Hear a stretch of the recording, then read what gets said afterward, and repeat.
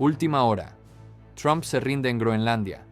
En las últimas 72 horas ocurrió algo en Davos, Suiza, que los grandes medios están distorsionando de forma deliberada. Y lo que voy a revelar no tiene que ver únicamente con Groenlandia. Se trata del instante exacto en el que toda la arquitectura estratégica de Donald Trump para imponer su influencia global se vino abajo, en tiempo real. Tengo acceso a comunicaciones filtradas. Tengo la secuencia completa de los hechos.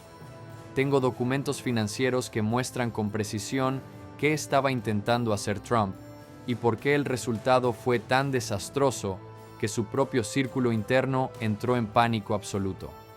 Suscríbete a este canal ahora mismo y activa las notificaciones, porque lo que estás a punto de ver va a cambiar por completo lo que creías entender sobre el poder de Estados Unidos.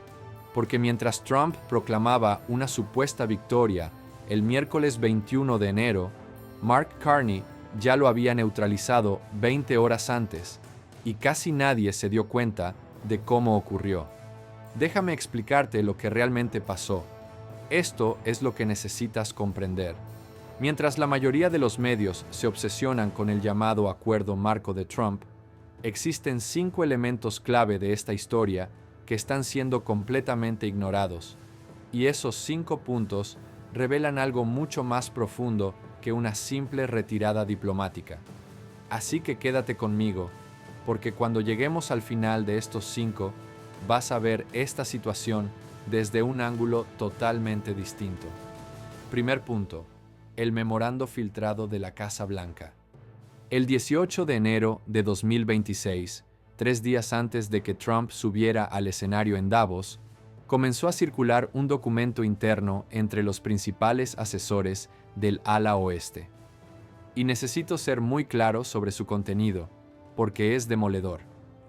El memorando, elaborado por personal del Consejo de Seguridad Nacional de Trump, advertía sin rodeos que los aliados europeos estaban coordinando una respuesta conjunta frente a la presión estadounidense sobre Groenlandia. Ellos lo sabían. El propio equipo de Trump le informó que Dinamarca, Francia, Alemania y el Reino Unido estaban preparando maniobras militares conjuntas en Groenlandia. Le advirtieron que avanzar en esa dirección provocaría una cohesión sin precedentes entre aliados, directamente en contra de los intereses estadounidenses. Y aquí está el punto crucial. Le recomendaron explícitamente dar marcha atrás antes de Davos. Trump decidió ignorarlos. Viajó a Suiza de todos modos. Siguió adelante con sus amenazas. Lo que nos lleva a una pregunta inevitable. Si sus propios asesores le dijeron que esto sería un desastre, ¿por qué insistió? La respuesta a eso revela la verdadera lógica detrás de su estrategia, y llegaremos a ella más adelante. Segundo punto: la coordinación de Mark Carney. Aquí es donde todo se vuelve realmente interesante. Entre el 15 y el 19 de enero, Mark Carney mantuvo conversaciones directas con 8 líderes europeos. Lo sabemos porque los calendarios diplomáticos de 3 gobiernos europeos distintos se filtraron tanto a Reuters como a Bloomberg. Esas reuniones no se anunciaron públicamente, no aparecieron en agendas oficiales, pero ocurrieron. Carney habló con Emmanuel Macron, conversó con Olaf Scholz, se reunió con el primer ministro danés, habló con el primer ministro noruego, y el momento no fue casualidad. Cada contacto tuvo lugar en los 5 días previos a su intervención en Davos. ¿De qué hablaron exactamente? No tenemos transcripciones, pero sí tenemos los resultados. El martes 20 de enero, Carney subió al escenario y pronunció un discurso que recibió respaldo inmediato de prácticamente todos los líderes europeos relevantes. En apenas 2 horas, 6 jefes de Estado estaban citando textualmente sus palabras en redes sociales. Un hashtag que ni siquiera figuraba en los planes comenzó a ser tendencia antes de que Carney terminara de hablar.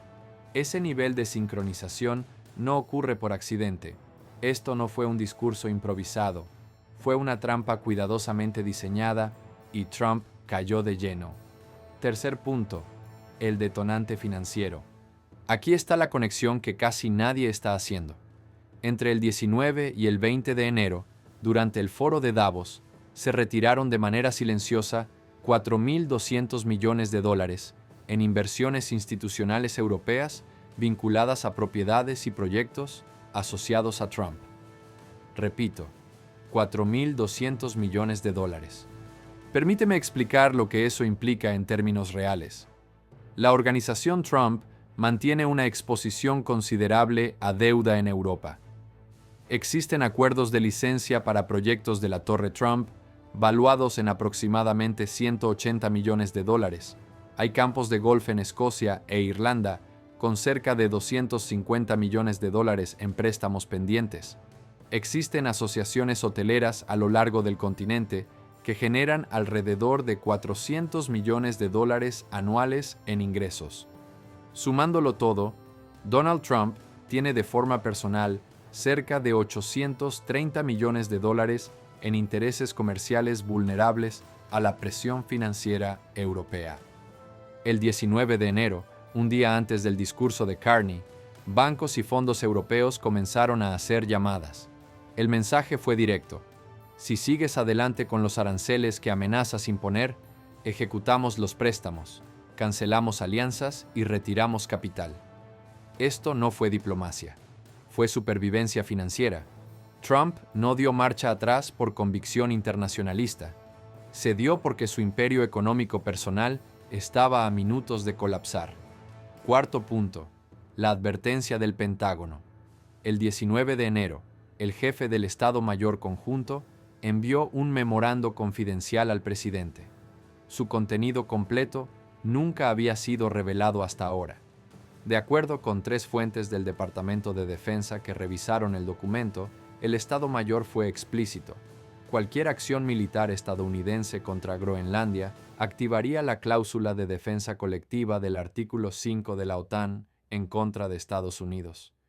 Léelo con atención.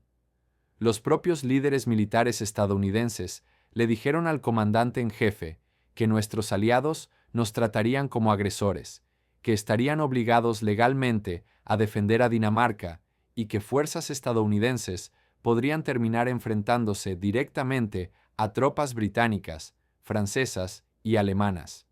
No existe precedente para esto. El Pentágono le estaba diciendo a Trump: no podemos ejecutar esta orden, no por razones políticas o estratégicas, sino porque colocaría a las Fuerzas Armadas de Estados Unidos en combate contra aliados formales, y dejaron claro que no lo harían. Quinto punto, la cuenta regresiva de 72 horas. Esta es la línea temporal que casi nadie menciona.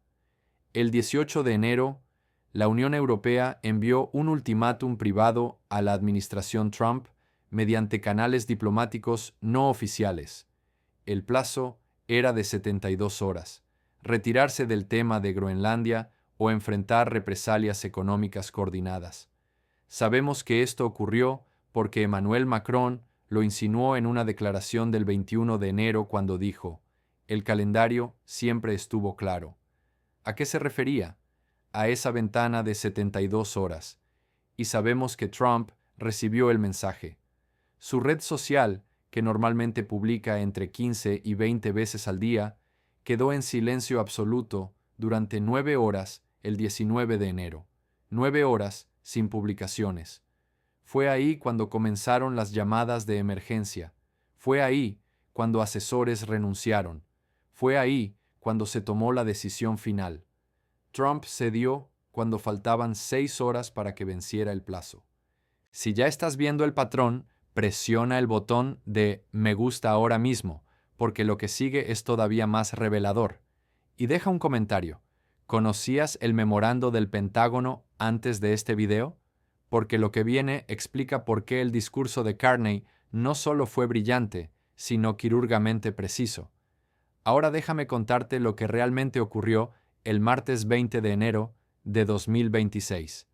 Porque Mark Carney no solo habló, ejecutó la maniobra diplomática más sofisticada jamás desplegada contra un presidente de Estados Unidos en la era moderna.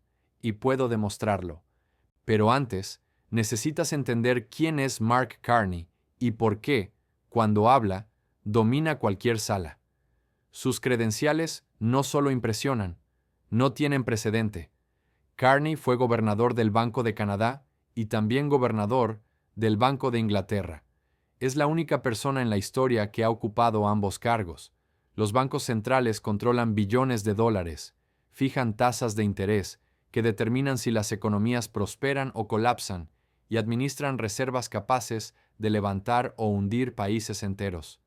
Carney dirigió los dos bancos centrales más influyentes del mundo occidental fuera de la Reserva Federal. Durante su carrera, gestionó personalmente alrededor de 2,3 billones de dólares en activos. Mantiene relaciones directas con todos los ministros de finanzas clave de Europa. Sabe exactamente cómo se mueve el dinero y quién controla las palancas del poder económico. Cuando Carney habla, quienes administran billones se inclinan hacia adelante y escuchan. Este no es un político partidista, no es un comentarista opinando. Es el corazón del sistema financiero global, diciéndole a Trump que su enfoque ya no funciona, usando a la única figura cuya autoridad Trump no puede desacreditar. Cuando Carney subió al escenario en Davos ese martes por la mañana, la audiencia sabía que algo importante estaba por venir. Lo que no sabían era que estaban a punto de presenciar una demolición estratégica. Voy a desglosar su discurso porque ejecutó 3 movimientos calculados, cada uno diseñado para encerrar a Trump sin salida. Primer movimiento: ruptura, no transición. Carney declaró que el orden internacional basado en reglas que ha regido desde la Segunda Guerra Mundial había terminado. No habló de declive ni de debilitamiento. Usó la palabra ruptura, y esa elección es clave. Una transición sugiere adaptación temporal. Ruptura implica fractura irreversible. Carney estaba anunciando que el sistema en el que Estados Unidos imponía demandas y esperaba obediencia había muerto. Y lo hizo frente a quienes controlan el capital global. Los líderes europeos se pusieron de pie y aplaudieron, algo extremadamente raro en Davos. La delegación estadounidense permaneció sentada. En minutos, el equipo de Trump entendió exactamente lo que acababa de pasar. Segundo movimiento: si no estás en la mesa, estás en el menú. Esa frase cayó como un relámpago. Carney hablaba a las potencias medias: Canadá, Francia, Alemania, Australia. Países fuertes, pero vulnerables por separado. Les dijo que tenían una elección clara: coordinarse o ser devorados uno por uno. 2 horas después, 6 líderes europeos repetían esa frase en público. El hashtag correspondiente se volvió tendencia mundial. No fue espontáneo. Fue una operación preparada. Tercer movimiento: la declaración sobre Groenlandia. Carney afirmó que Canadá apoyaba firmemente a Groenlandia y Dinamarca en su derecho exclusivo a decidir su futuro. Canadá no es un actor distante, es socio del TMEC. Atacar a Canadá tendría costos inmediatos para Estados Unidos. Además, al invocar autodeterminación y soberanía, Carney apeló a principios que Trump no podía refutar sin quedar expuesto. Y aunque no mencionó el artículo 5 de la OTAN, todos entendieron la advertencia. Trump quedó sin opciones: retroceder o enfrentar a aliados formales. No había una tercera vía. Detrás de escena, el pánico fue inmediato. A las 14:30 horas de Davos, apenas 15 minutos después del discurso, se realizó una llamada de emergencia entre asesores clave. 3 personas renunciaron. Truth Social quedó en silencio total durante 9 horas. Fue entonces cuando se hicieron las llamadas finales. Stephen Miller, Steve Bannon y Roger Stone estuvieron reunidos con un objetivo muy concreto. La pregunta era directa: ¿cómo convertir esta situación en algo favorable? La respuesta a la que llegaron fue igual de directa: proclamar el triunfo sin importar los hechos reales. El miércoles por la mañana, alrededor de las 6 de la mañana, horario de Suiza, el discurso que Trump iba a presentar en Davos fue reescrito por completo. El apartado dedicado a Groenlandia, que originalmente ocupaba cerca del 40% del texto, fue reducido a apenas un 15%. El enfoque cambió de manera radical. En vez de insistir en la apropiación del territorio, el nuevo mensaje hablaba de colaboración. En lugar de insinuar fuerza militar, se mencionaban esquemas de asociación. El término adquisición desapareció por completo. Y Donald Trump, un hombre conocido por jamás disculparse, por nunca retroceder y por evitar cualquier señal de debilidad, subió a ese escenario y leyó palabras que no eran suyas porque no tenía alternativa. Comparte este video ahora mismo, porque es fundamental que más personas comprendan lo que realmente ocurrió. Esto no fue diplomacia. Fue una trampa cuidadosamente diseñada, y Trump cayó de lleno. Quédate conmigo, porque lo que Trump expresó el miércoles es incluso más revelador que lo que dijo Carney el martes. Miércoles 21 de enero de 2026, 10 de la mañana, hora de Suiza. Donald Trump aparece en el mismo escenario donde Mark Carney había estado apenas 20 horas antes. Y si sabes identificar las señales, puedes ver con claridad el momento exacto en el que Trump comprende que no le queda más remedio que retroceder. Permíteme mostrarte 4 indicadores claros que demuestran que Trump se retiró, señales que los medios tradicionales están ignorando por completo. Primer indicador: el cambio en el lenguaje. Compara lo que Trump decía antes de Davos con lo que finalmente dijo allí. La diferencia no es sutil, es absoluta. Antes de viajar a Suiza, Trump había sido extremadamente explícito. El 15 de diciembre de 2025 afirmó que Groenlandia era indispensable para la seguridad nacional. El 10 de enero declaró que Estados Unidos necesitaba propiedad y control. El 15 de enero aseguró que la opción militar estaba sobre la mesa. El 18 de enero, apenas 3 días antes de Davos, dijo a la prensa que cualquier alternativa distinta a la soberanía total era inaceptable. Soberanía completa, propiedad y control. Sus palabras exactas. Ahora escucha lo que dijo en Davos. Habló de un marco para un posible acuerdo futuro sobre Groenlandia y el Ártico. Marco, no acuerdo. Cuando los periodistas insistieron, respondió que se trataba de cooperación en materia de seguridad, no de propiedad. Cooperación. Y cuando se le preguntó directamente si Estados Unidos obtendría soberanía sobre Groenlandia, Trump evitó responder con claridad. Dijo que no quería adelantarse. Luego calificó la situación como compleja. En política, esa palabra tiene un significado muy concreto. Complejo es lo que se dice cuando se ha perdido, pero no se puede admitir. Es el término que se usa cuando se entra exigiendo todo y se sale con las manos vacías. Trump llegó a Davos exigiendo control total y se fue hablando vagamente de cooperación en seguridad, sin definir nada. Eso no es negociación, eso es retirada, y el cambio en el lenguaje lo deja en evidencia. Segundo indicador: el lenguaje corporal. He observado cientos de discursos, ruedas de prensa y apariciones internacionales de Trump, y lo ocurrido en Davos fue completamente distinto a todo lo anterior. Durante un discurso de 18 minutos, Trump miró su reloj 3 veces. 3 veces.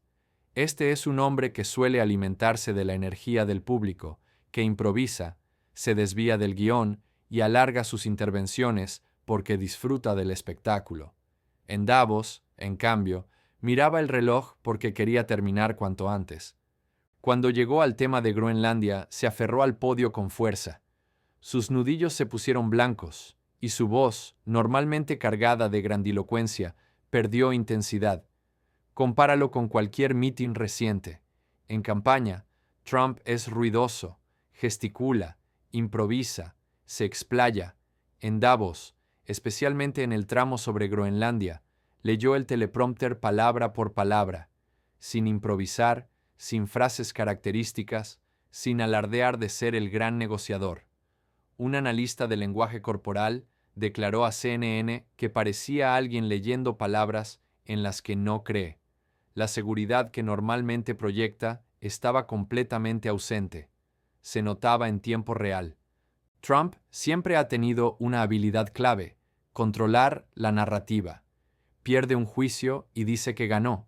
Retrocede ante una amenaza y lo vende como estrategia. Fracasa en un negocio y afirma que fue intencional. Pero en Davos, frente a la élite financiera mundial, ni siquiera pudo convencerse a sí mismo. Su cuerpo lo delató. Sabía que estaba leyendo una retirada escrita por otros. Tercer indicador: la cancelación de los aranceles. Este punto es crucial, porque aquí entran en juego intereses financieros personales. En Davos, Trump anunció que, basándose en ese marco, no impondría los aranceles previstos para entrar en vigor el 1 de febrero. Detente un momento en eso. Esos aranceles eran su principal herramienta de presión. Durante semanas, había amenazado a 8 países europeos con consecuencias económicas si no respaldaban su postura sobre Groenlandia. Eran el castigo, la coerción, el palo. ¿Y los abandonó a cambio de qué? De un marco, de una idea vaga, de cooperación no definida. ¿Por qué haría algo así? Para entenderlo, hay que mirar sus intereses empresariales en Europa. Esto no tiene que ver con la seguridad nacional estadounidense. Tiene que ver con los balances de la organización Trump. Los acuerdos de licencia de la Torre Trump en Europa representan alrededor de $180 millones en ingresos potenciales. Los campos de golf en Escocia e Irlanda arrastran una deuda cercana a los $250 millones con bancos europeos. Las alianzas hoteleras y contratos de marca generan aproximadamente $400 millones anuales. En total, Trump tiene unos $830 millones en intereses comerciales directamente expuestos a represalias financieras europeas. Si esos aranceles se aplicaban, no solo afectarían a las economías europeas, también destruirían el imperio empresarial de Trump en el continente. Entre el 19 y el 20 de enero, bancos e inversores europeos llamaron a ejecutivos de la organización Trump con un mensaje claro: si los aranceles entran en vigor, exigimos el pago de los préstamos, cancelamos asociaciones, retiramos licencias e inversiones. ¿Quieres una guerra comercial? Tus propiedades serán las primeras en caer. Trump no canceló los aranceles porque se volvió diplomático. Lo hizo porque su imperio estaba a punto de colapsar. Esto no fue política exterior, fue supervivencia personal. Cuarto indicador: el silencio del Partido Republicano, y quizá el más revelador. Cuando un presidente gana, su partido lo celebra. Pero después de Davos, el silencio fue absoluto. Lindsey Graham no dijo nada. Marco Rubio evitó comentar. Mike Johnson afirmó no haber revisado el tema. Mitch McConnell guardó silencio total. Ni un mensaje, ni una declaración. ¿Por qué importa esto?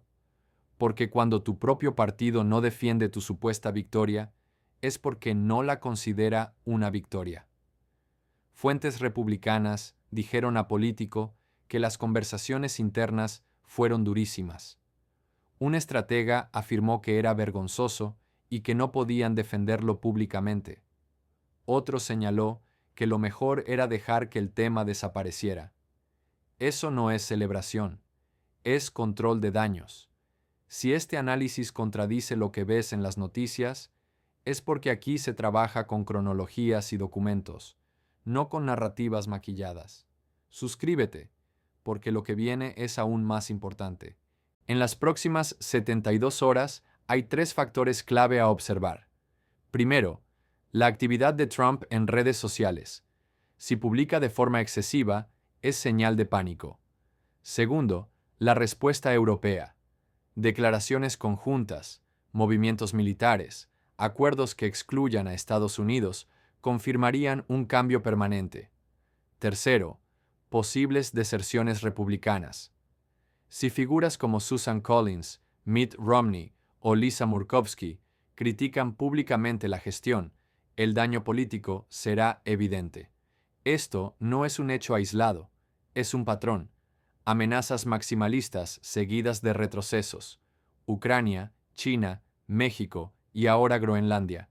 4 grandes amenazas, 4 retiradas. Cuando los adversarios aprenden que siempre cedes, dejan de tomarte en serio. Lo ocurrido en Davos no trata solo de Groenlandia. Trata de los límites del poder estadounidense, de la fragilidad de la diplomacia transaccional y del costo personal para Trump. Cuando la imagen del hombre fuerte se resquebraja, queda una pregunta peligrosa.